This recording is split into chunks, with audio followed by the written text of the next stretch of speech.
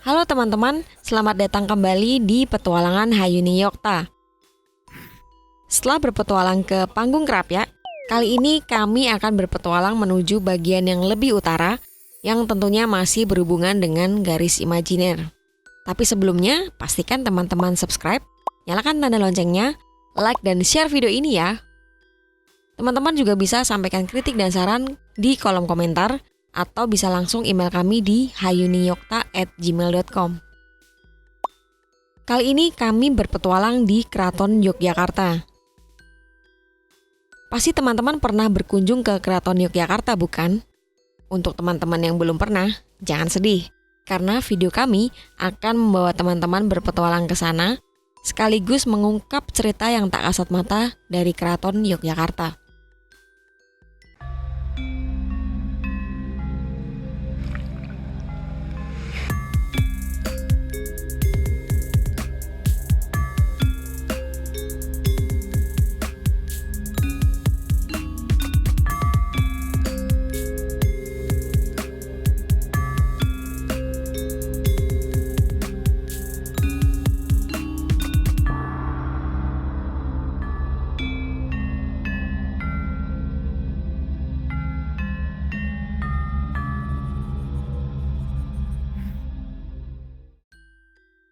Keraton Yogyakarta dibangun oleh Pangeran Mangkubumi atau Sri Sultan Hamengkubuwono I pada tahun 1755 setelah Perjanjian Giyanti.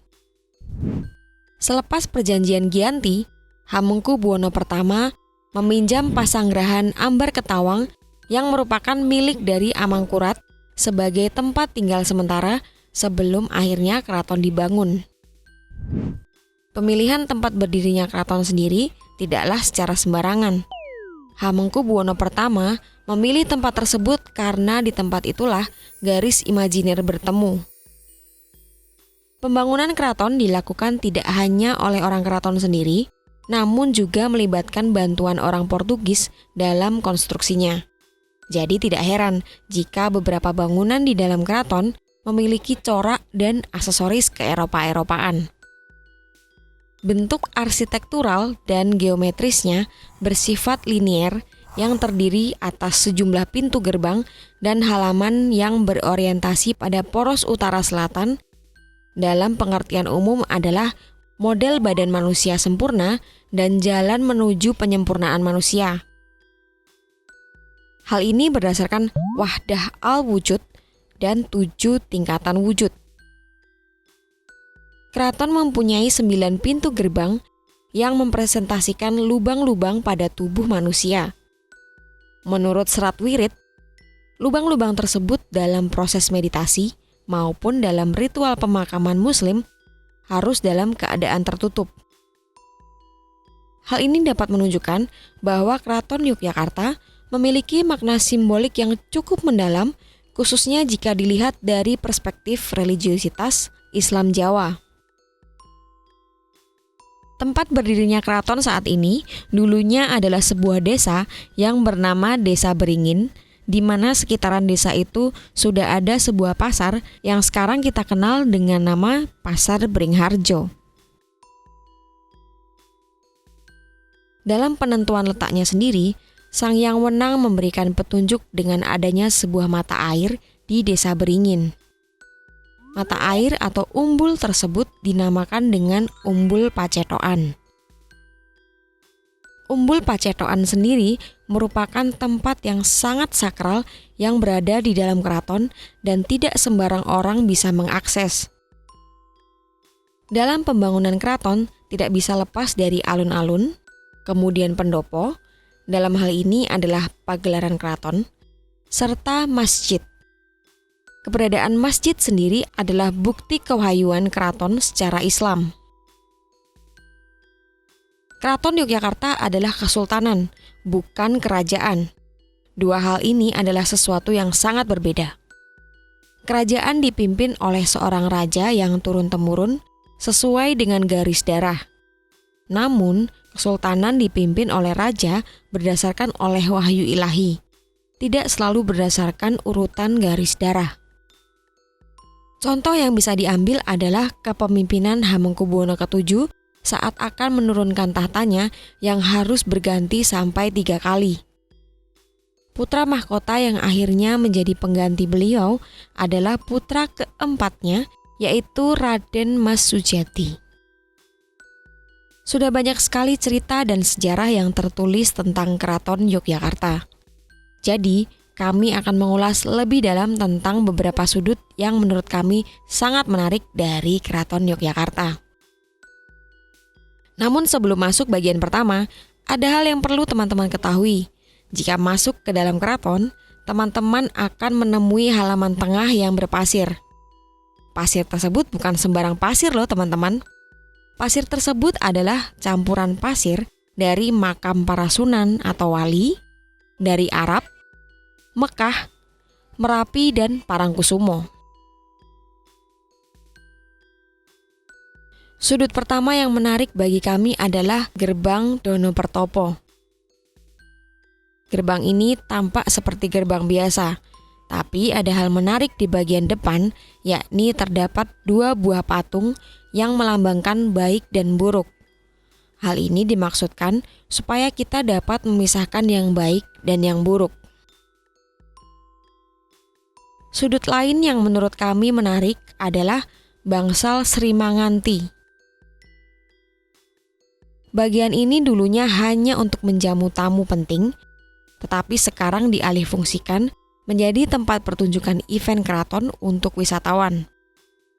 Berdasarkan penglihatan tak kasat mata salah satu tim kami, terdapat beberapa sosok yang terlihat di bangsal ini. Sosoknya seperti beberapa orang yang menggunakan setelan jas layaknya pada zaman Belanda. Sosok lainnya seperti beberapa orang yang sedang melakukan gerakan seperti menari. Sudut selanjutnya adalah bangsal Kencono. Bagian ini dahulunya untuk tempat tinggal raja dan keluarga, seperti area pribadi bagi raja. Namun, sekarang dijadikan kantor dan tempat untuk menyambut tamu penting. Sudut lainnya adalah Gedong Jene. Bangunan ini adalah satu-satunya bangunan keraton yang bertingkat. Gedong Jene digunakan hingga masa Hamengkubuwono ke-9 sebagai tempat tinggal.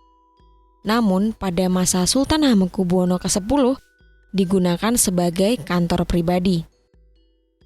Sudut selanjutnya yang paling menarik menurut kami adalah bangsal Proboyekso.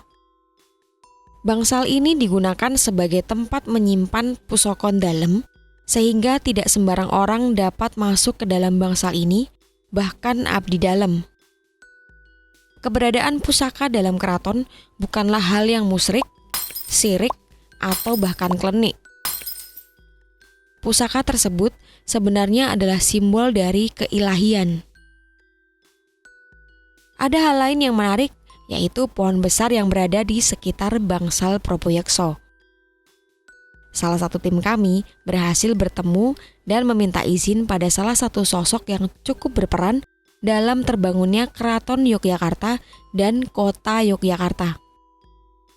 Sosok tersebut dahulunya adalah penunggu alas Pentao yang berhasil ditaklukkan oleh Panembahan Senopati dan diberi tempat khusus di dalam keraton. Sosok tersebut bernama Kiai Jegot. Pasti timbul banyak pertanyaan dalam benak teman-teman terhadap sosok Kiai Jegot. Kami akan mengulas lebih mendalam mengenai sosok Kiai Jegot dan kisahnya bersama Panembahan Senopati di petualangan kami selanjutnya pada segmen yang berbeda. Jadi pastikan subscribe dan nyalakan tanda loncengnya ya. Letak pasti garis imajiner dengan Keraton Yogyakarta berdasarkan penglihatan salah satu tim kami adalah berada di Siti Hinggil. Jadi ketika raja yang sedang berkuasa lenggah di Siti Hinggil akan langsung dapat menatap lurus Tugu Yogyakarta dan Gunung Merapi. Hal ini berkaitan dengan filosofi yang pernah kami sampaikan di video garis imajiner, bahwa jarak antara keraton dan tugu diibaratkan seperti 7 langkah menuju Sang Hyang Wenang. Maka sering disebut bahwa puncak tertinggi raja sebagai seorang sultan adalah ketika lenggah di Siti Hinggil dan menatap lurus ke arah Tugu dan Gunung Merapi serta berpasrah kepada Sang Yang Wenang. Oh iya, ada satu tempat di luar keraton yang ingin sedikit kami ceritakan, yaitu alun-alun utara. Dua beringin kembar yang terdapat di tengah alun-alun ini sebenarnya berarti simbol kemakmuran serta pengayoman, bukan sebagai tolak bala seperti cerita yang beredar. Zaman dahulunya tempat ini digunakan sebagai tempat pertunjukan, tempat latihan prajurit, dan beberapa aksi rakyat. Aksi yang paling terkenal adalah Topo PP. Berdasarkan penglihatan kisah balik salah satu tim kami, aksi tersebut direka ulang ke dalam sebuah gambar yang dapat teman-teman lihat. Aksi ini merupakan salah satu bentuk protes rakyat terhadap kebijakan yang berlaku pada saat itu. Dan aksi ini dilakukan dengan tujuan mendapat perhatian dari raja yang sedang lenggah di Siti Hinggil. Bagaimana? Menarik dan semakin menambah pengetahuan teman-teman, bukan? Kami akan segera menuju tempat selanjutnya untuk berpetualang. Jadi, sampai jumpa di petualang selanjutnya. Matur nuwun.